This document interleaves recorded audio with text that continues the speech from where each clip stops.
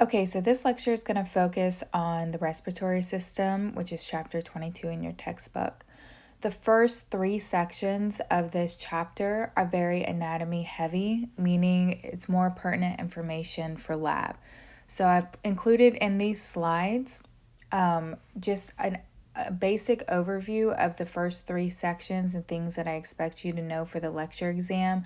However, for lab, you may need to go back in and understand more information that's not included in these slides. So typically I don't cover these in lecture just for time purposes. However, I'm just going to put together a basic overview of sections 1 through 3 right now in this video. So we've already talked a lot about the circulatory system, and now we're going to focus on the respiratory system. Even though these are 2 distinct systems, they are closely coupled because they're both working and involved in gas exchange. So if we're talking about the major functions of the respiratory system, the major function is gas exchange, where we are going to pick up oxygen in our lungs and drop it off to the tissues in our blood via the cardiovascular system, but also to remove the carbon dioxide that we picked up as a metabolic waste product from our body. Also, functions in olfaction, which is our sense of smell, and speech, because our respiratory system is moving air. There are 4 processes involved in the process of respiration. The respiratory system is responsible for 2 of these processes, and our circulatory system is responsible for 2 other processes. So if we're talking about the 2 processes the respiratory system is responsible for, that is pulmonary ventilation, which is our actual breathing, so the movement of air into and out of our lungs. And then the second process would be external respiration, where we're actually exchanging oxygen and carbon dioxide between the lungs and our blood. We have the circulatory system that is responsible for 2, again, of the processes of respiration. One of the processes is transport. We use our blood, it's a fluid connective tissue, in order to transport these gases between our lungs and virtually everywhere in our body. And then internal respiration, which is the actual exchange of these gases between the systemic blood vessels and our body tissues. I did go over or make another overview video, which is not slide relevant, just to kind of hit in on the main concepts from the first 3 sections. It's under the supplemental section of this exam module. So again, these are the 4 processes of respiration, 2 of which the respiratory system is responsible for, and 2 of which the cardiovascular system is responsible for. I would kind of make sure you understand the 4 different processes and what those actually mean. Okay, major organs. Again, we're not going into the anatomy portion of this because this is the lecture. However, you may need to go back and reference a couple of these first sections in lab in order for you to identify a lot of the different structures on these different organs. Okay, so major organs for our respiratory system are divided into 2 main groups based off of whether they belong to what's considered the upper respiratory system or the lower respiratory system. If we're talking about the upper respiratory system, we're talking about it beginning with our nose and ending at our pharynx.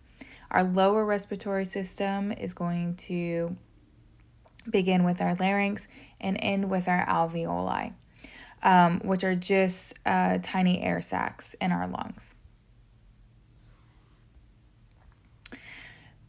Overall, you should understand the function of the upper respiratory system, which is different from the overall function of the lower respiratory system.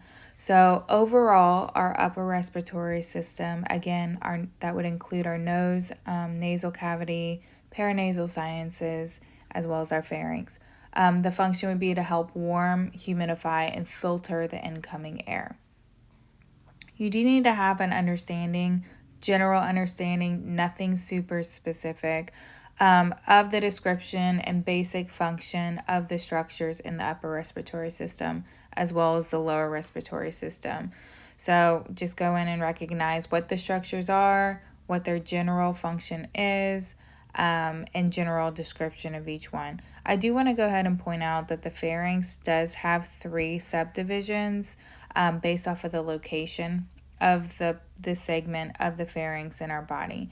So directly behind our nasal cavity, we have the nasopharynx. That's the most superior portion of the pharynx. And then below it, we have the oropharynx, which lies behind our tongue. And then our laryngopharynx, which is actually going to connect to our larynx itself. Okay, lower respiratory system. Again, we're talking about the larynx, trachea, bronchi, lungs, and alveoli. We break the lower respiratory system up into 2 different zones. We have a respiratory zone and a conducting zone. The respiratory zone is the actual site of gas exchange, and our conducting zone is going to be the conduits. Basically, their sole function is to just transport the gas to and from exchange sites. So our respiratory zone is actually going to consist of our respiratory bronchioles, alveolar ducts, and alveoli. Our conducting zone, we're talking about all the other respiratory structures of the lower respiratory system, and their function is going to be to help cleanse, warm, and humidify the air. Okay, these are basic structures that are involved in the lower respiratory system. And again, just a basic description, basic function. You don't need to know all the details, like, for example, the trachea, the C-shaped cartilages that are incomplete, things like that. That's more lab-based. Here, I just want you to understand what the contribution of each one of these structures are. So, for example, if we're talking about the larynx, that does house our vocal cords, which we call our true vocal cords, because we also have false vocal cords. Our true vocal cords are the ones that are responsible for voice production. So our voice box and voice production is the function of the larynx. And if we're talking about our trachea, that's also referred to sometimes as our windpipe. And then we also have our epiglottis, which we consider to be the guardian of our airways. So again, just general description, what the structures are, general function of these in the lower respiratory system. Going a little bit more into voice production, again, which is the responsibility of our larynx itself, which houses the true vocal cords. We're going to talk about speech. So speech involves basically the intermittent release of expired air, so during expiration, during the opening and closing of the glottis. If we're talking about the pitch of our voice, that's going to be determined by the length and the tension of the vocal cords that are housed in the larynx. The longer and thicker means that the deeper your voice is or the pitch of your voice is actually going to be. Longer and thicker vocal cords. Loudness is going to be dependent upon the amount of force of the air. So, for example, if we increase the force of the air, we're going to increase the vibration, which means we're going to increase the loudness. Something really important that's covered in the first 3 sections is the respiratory membrane. So we're going to talk more about this in this chapter. But for now, just kind of understand what is the respiratory membrane.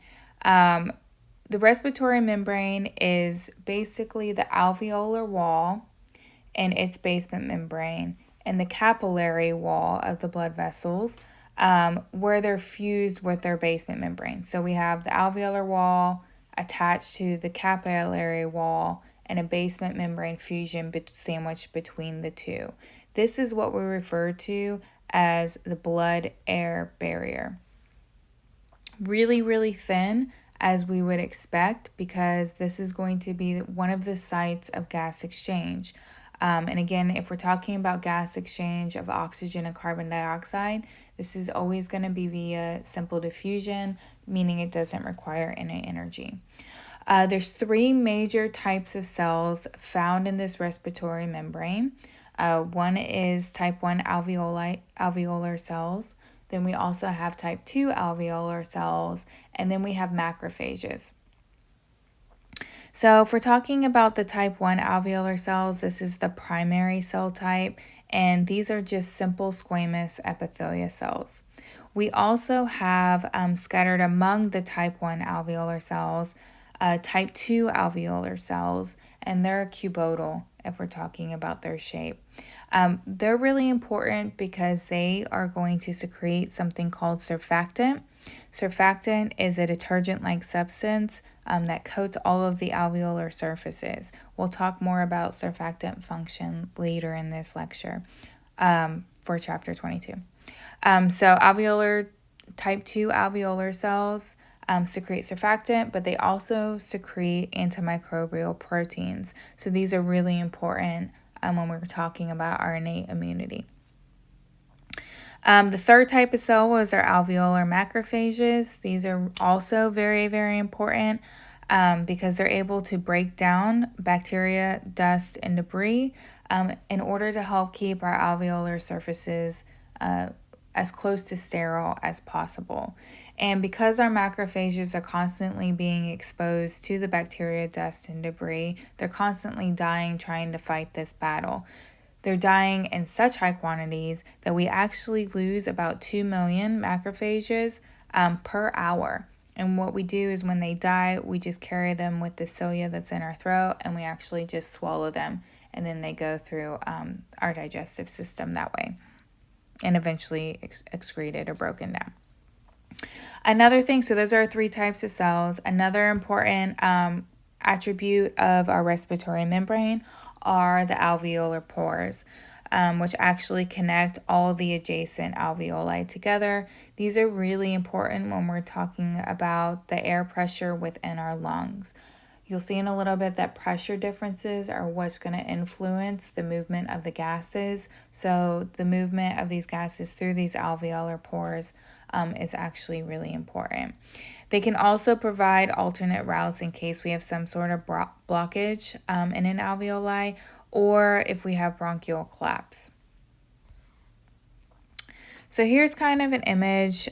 This right here would represent one alveolus. A good way to think about the difference between an alveoli and an alveolar sac is the alveolar sac basically kind of represents a bunch of grapes. If you were to pick a bunch of grapes up, each individual grape in the bunch of grapes would represent an alveoli. And here we can see the different cells that we just talked about that make up that respiratory membrane. If we zoom in on the respiratory membrane, we can see that it's made up of the alveolar wall right here, along with the capillary wall right here, and their fusion at the basement membranes. Our 3 important cells are our type 1 alveolar cell, which is just a simple squamous epithelium.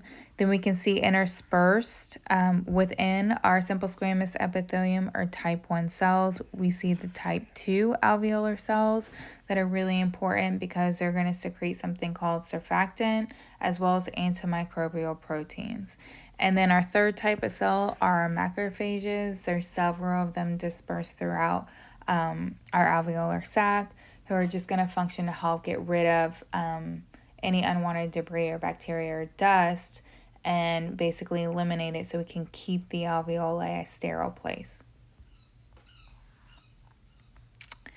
So these slides are just some general anatomy. Again, you're going to have to know way more in lab, but just a general overview of the structure of our lungs. So we have 2 lungs. The 2 lungs are going to differ in both their size and their shape. The left lung is going to be smaller than the right lung because of the position of the heart. So our heart sits right here, and we have what's called the cardiac notch. So this is our left lung. Again, it's the person or the patient's left, not yours. So the left lung is slightly smaller and has a different shape than if you notice from the right lung, which is over on this side. Another difference between the left and right lung is that the left lung has 2 lobes. It has a superior and an inferior lobe. So this is the superior lobe, this is the inferior lobe, and then it's separated by the oblique fissure. Our right lung is divided into 3 lobes, not 2 lobes. So we still have our superior lobe and we still have our inferior lobe, but our third lobe is the one that's in the middle, which is our middle lobe. Because we have 3 different lobes, we don't just have one fissure separating it. Now we need 2 fissures to separate each lobe. So we have the horizontal fissure that's going to separate the superior and middle lobe, and then the oblique fissure that's going to separate the middle lobe from the inferior lobe. Another thing I just want to point out, position-wise, the apex of the lung is going to be at the top, just deep to the clavicle, and then the base of the lung down here, which is the wider portion of the lung, is at the bottom, and it's going to rest right on top of your diaphragm. So each of our lobes also contains bronchopulmonary segments. I just want to also point out differences in this between the right and the left lung. So if we're talking about our right lung, it has 10 bronchopulmonary segments. And our left lung has anywhere between 8 and 10. It's variable sometimes, bronchopulmonary segments. Each segment, whether it's on the right side or the left side, is served by its own artery and its own vein. This is really important because pulmonary disease is often confined to only one or a couple of these segments. So if you do have some sort of pulmonary disease, you can go in and remove one of the segments or the affected segments without damaging the neighboring segments or impairing the neighboring segments' blood supply. Okay, pulmonary circulation. We already talked about this a little bit when we talked about the cardiovascular system, but just as a refresher, our pulmonary arteries, these are going to be carrying low-level oxygenated blood from the heart to the lungs so that we can pick up oxygen there. Our pulmonary veins are going to be carrying the heavily oxygenated blood that's leaving our lungs back to the heart. And again, if we're talking about pulmonary circulation, which is inclusive of our pulmonary veins, this is a low pressure, high volume system. Bronchial circulation. So just like when we talked about our cardiovascular or system, we had our systemic blood supply and then we had our coronary circulation. Because we cannot supply, even though the blood is being held in the heart muscle itself couldn't utilize the blood that it was holding. The heart itself had to have its own circulation, which was the coronary circulation. Well, same thing with our lungs. Even though our lungs are have the blood vessels going through them for the gas exchange, the lungs themselves need their own circulation and their own blood supply, and that's going to be the bronchial circulation. So we have bronchial arteries, and these are going to provide oxygenated blood or heavily oxygenated blood to the lung tissue itself. This is the reverse of the pulmonary arteries. With the exception of the alveoli themselves. Our pulmonary veins, these are going to carry the blood back to the heart itself. If we're talking about nerve innervation of the lungs, both of our autonomic divisions, the sympathetic and the parasympathetic divisions, innervate our lungs. The nerves are going to enter through what's called the pulmonary plexus, which is on the root of the lung. What do they control or what do they cause based off of the innervation? Well, the parasympathetic fibers are going to cause bronchial constriction, and sympathetic is going to cause bronchodilation. Again, parasympathetics are rest and digest. Sympathetic is our fight or flight, so we want our bronchioles to be able to dilate to get in the max amount of airflow possible. All right, the pleurae, this should be a review from AMP1 where you talked about the serous membranes. So just as a refresher, pleurae is referring to the membranes that are associated with the lungs. Pericardium would be the membrane associated with the heart. Parietal and visceral are just the terms referring to which of the two membranes you're talking about. So visceral is always going to be the membrane that's actually covering the surface of the organ. Because we're talking about the visceral pleura specifically, we're talking about the membrane that's actually covering the lung surface itself. The parietal pleura, parietal is going to represent the cavity in which the organ is housed. And so if we're talking about the parietal pleura, we're talking about the membrane that's lining the thoracic cavity, which is holding our lungs. It's also going to be present on the superior face of the diaphragm, a little bit around the heart, and also between the lungs themselves. In between these two membranes, the parietal pleura and the visceral pleura, we have pleural fluid within this cavity. And anytime we have fluid in a cavity, its typical function is to help with lubrication and service tension from the movement of the organ itself.